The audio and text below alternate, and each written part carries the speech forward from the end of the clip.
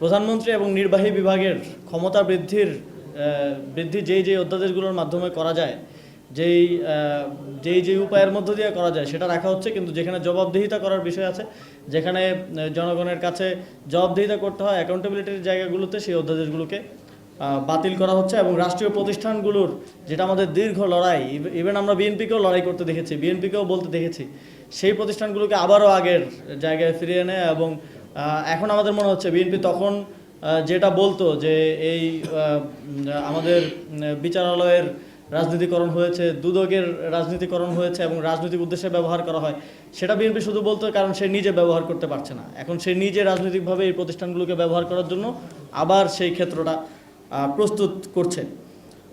আমরা বারবার ওনাদেরকে সংবিধানের কথা বলতে শুনি এবং সংবিধান শুনতে শুনতে মাথা নষ্ট হয়ে গেছে। এখন মানুষ বিভিন্ন সামাজিক বিষয়ে কথা বলতে গেলেও সংবিধান নিয়ে আসে।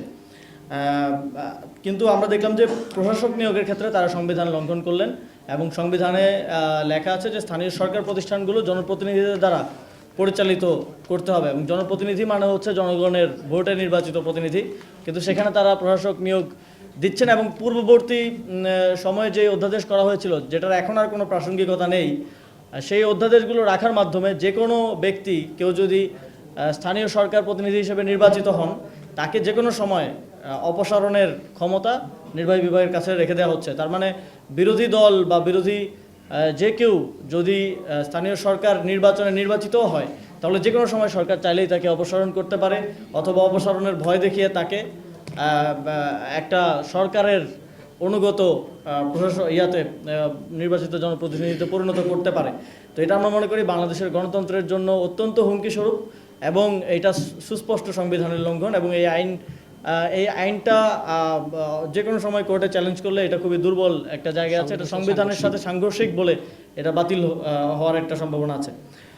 আমরা তথ্য অধিকার অধ্যাদেশ নিয়ে কথা হচ্ছিল, আপনারা দেখবেন যে পৃথিবীর ওয়ান অফ দ্য লাস্ট প্রায় 1-2 যুগে সবচেয়ে বেশি আলোচিত বিষয় হচ্ছে রাইট টু প্রাইভেসি জনগণের, এবং এটা নিয়ে ওয়েস্টে আমরা রেগুলারলি আসলে আন্দোলন দেখি, এবং সেখানে এটা নিয়ে বিস্তর আলাপ আলোচনা আছে, বিস্তর তর্ক আছে। আমাদের এখানে হয়তো আমরা এটা নিয়ে খুব বেশি সচেতন না, কিন্তু বিগত সময় আমরা দেখেছি যে কিভাবে আমাদের প্রাইভেসি ব্রিচ করা হয়েছে, কিভাবে আড়ি পাতা হয়েছে, এবং এমন অবস্থা হয়ে গিয়েছে যে কেউ পরিবারের সাথে কথা বলবে, গার্লফ্রেন্ডের সাথে কথা বলবে, এটারও কোনো নিরাপত্তা কিংবা প্রাইভেসি নাই। এই জিনিসটাকে মাথায় রেখেই কিন্তু অন্তর্বর্তীকালীন সরকারের সময় আমাদের প্রায় 18-19টা এজেন্সির কাছে এই সক্ষমতা ছিল যে তারা যে কোনো সময় যে কোনো ব্যক্তির হোয়াটসঅ্যাপ মেসেজ, কল রেকর্ড, তারপরে ইন্টারসেপ্ট করতে পারে, শুনতে পারে এবং সেটা সংরক্ষণ করতে পারে। তো এটা 18টা এজেন্সি বা 18টা ভিন্ন দপ্তর সংস্থার কাছে এই সক্ষমতাটা ছিল, এবং তাদের কোনো বাইন্ডিং ছিল না যে তাদের কোর্টের কোনো অনুমতি নেওয়া কিংবা কোনো একটা প্রসেসের মধ্য দিয়ে এই করার অধিকারটা তাদের, এটার কোনো ধরনের কোনো ছিল না। তো অন্তর্বর্তীকালীন সরকারের সময় শুধুমাত্র 4টে এজেন্সিকে এই সক্ষমতাটা দিয়ে এই অধ্যাদেশটা করা হয়েছিল, এবং সেক্ষেত্রেও যে কোনো ব্যক্তির যদি প্রাইভেসি ব্রিচ করতে হয়, যদি আড়ি পাততে হয়, তাহলে সেটা আদালতের একটা কোর্ট অর্ডার নিয়ে সেটা করতে হবে। এর মাধ্যমে আপনার আমার জনগণের যেই রাইট টু প্রাইভেসি, এইটাকে সংরক্ষণ করার জন্য এই অধ্যাদেশটা করা হয়েছিল। সেই অধ্যাদেশটাও বাতিল করার মাধ্যমে আবারও যে কোনো সময় আপনাকে আপনার ফোন কল, হোয়াটসঅ্যাপ কল বা কথাবার্তা ইন্টারসেপ্ট করার ক্ষমতাটা সরকার এবং এই যে প্রায় 18-19টা এজেন্সির কাছে দিয়ে রাখা হচ্ছে। এবং আমরা দেখেছি যে অন্তর্বর্তীকালীন সরকারের সময় উপদেষ্টারা ছিলেন অনেকেই, তারা আমার কলিগ ছিলেন, এই অধ্যাদেশগুলো সে সময় করার ক্ষেত্রে গুরুত্বপূর্ণ অবদান রেখেছেন এবং স্টেক হোল্ডার কনসালটেশন করেছেন। বিভিন্ন প্রক্রিয়ার মধ্য দিয়ে ঐকমত্য কমিশনের অনেকগুলো অধ্যাদেশের বিষয়ে আলোচনা হয়েছে, এগুলো করা হয়েছে। কিন্তু এখন আমরা খুবই দুঃখের সাথে আসলে দেখতে পাচ্ছি যে উপদেষ্টারা বেশিরভাগই তারা সিভিল সোসাইটির প্রতিনিধিত্বই করতেন, এবং আওয়ামী লীগের সময় পূর্ববর্তী সময়ে তারা খুবই ভোকাল ছিলেন। তারা এখন এক ধরনের নীরবতা পালন করছেন, এবং যখন কথা হয় অনেকে আমাকে বলেন যে একটু রয়ে সয়ে কথা বলা। এখন আমার মনে হয় যে এক্ষেত্রে সকলের দায়িত্ব আছে। আপনারা এই গণঅভ্যুত্থানের ফলে শত শত হাজার হাজার মানুষের জীবন দানের ফলে উপদেষ্টা হিসেবে সে সময় দায়িত্ব পেয়েছিলেন, কাজ করার সুযোগ পেয়েছিলেন। শুধুমাত্র সেটা করে দিলেই এটা কোনো গভর্নমেন্ট জব না, আমাকে চাকরি থেকে ফায়ার করে দিলেও শেষ। এটার একটা জাতীয় দায়িত্ব আপনাদেরও আছে, এবং আমরা মনে করি যে পূর্ববর্তী সরকারের সকল উপদেষ্টাদের তাদের সিভিল সোসাইটির যে রোলটা আওয়ামী লীগের সময় ছিল অ্যাটলিস্ট সেখানে ফিরে আসা উচিত এবং এক্ষেত্রে কোনো ভয় ভীতি রাখা উচিত না। এবং আমরা দেখেছি যে বিগত সরকারের সময়ও জাতীয় নাগরিক পার্টিকে অনেক সময় কিংস পার্টি বলা হতো। আমরা দেখেছি যে এবং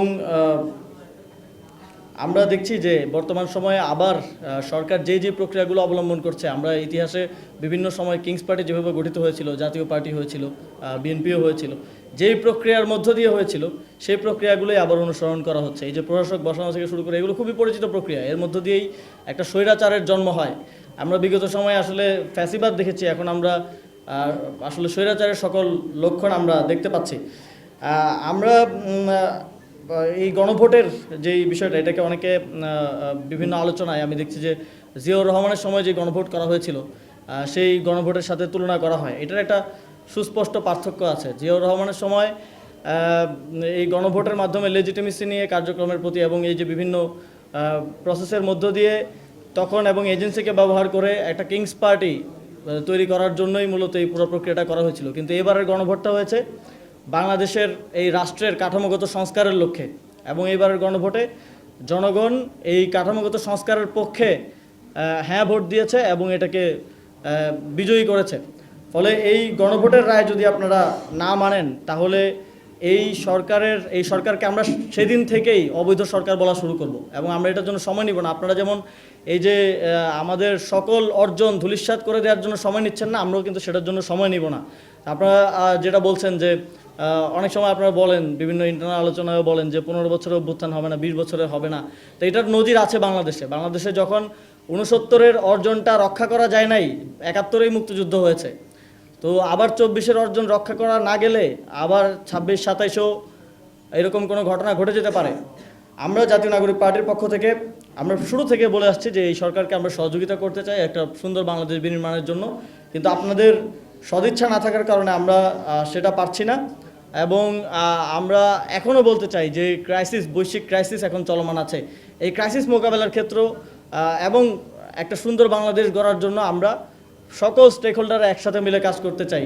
বিরোধী দলের বা বিরোধী জোটের কোনো চিন্তাই ছিল না এত দ্রুত সময়ের মধ্যে রাজপথে নামার। আমরা চিন্তা করছিলাম আবার সাংগঠনিক রাজনীতি গুছিয়ে এবং স্থানীয় সরকার নির্বাচনের দিকে ফোকাস করে সবাই কাজ করব।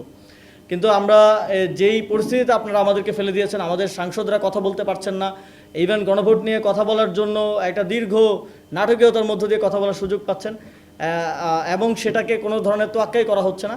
এই পরিস্থিতিতে আমাদের আসলে রাজপথে নামা ছাড়া কোনো উপায় ছিল না এবং সামনের দিনে হয়তো আমাদের এই আন্দোলন আরও বড় পরিসরে আমাদেরকে ভাবতে হতে পারে এবং সেক্ষেত্রে এটা কারোর জন্যই ভালো হবে না, এটা ওভারঅল বাংলাদেশের জন্য একটা ক্ষতি হবে। সেজন্য আমরা আপনাদেরকে আহ্বান জানাতে চাই, এখনও আপনারা হুঁশে ফিরে আসুন এবং আপনারা মনে করুন যে আপনাদের সাথে বিগত সময়ে কী হয়েছিল এবং সেই জায়গা থেকে সদিচ্ছা দেখান এবং একসাথে আমরা একটা সুন্দর বাংলাদেশ গড়ি।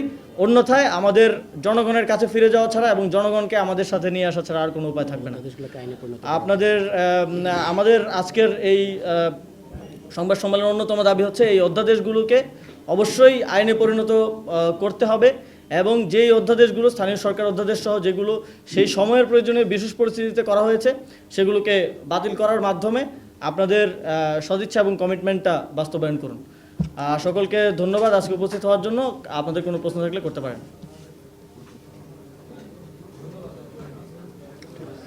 ধন্যবাদ সকলকে। আসসালামু আলাইকুম। বড় ব্রিফিং হলে কেউ প্রশ্ন করেন? হ্যাঁ, যারা এটা নিয়ে প্রশ্ন করেন।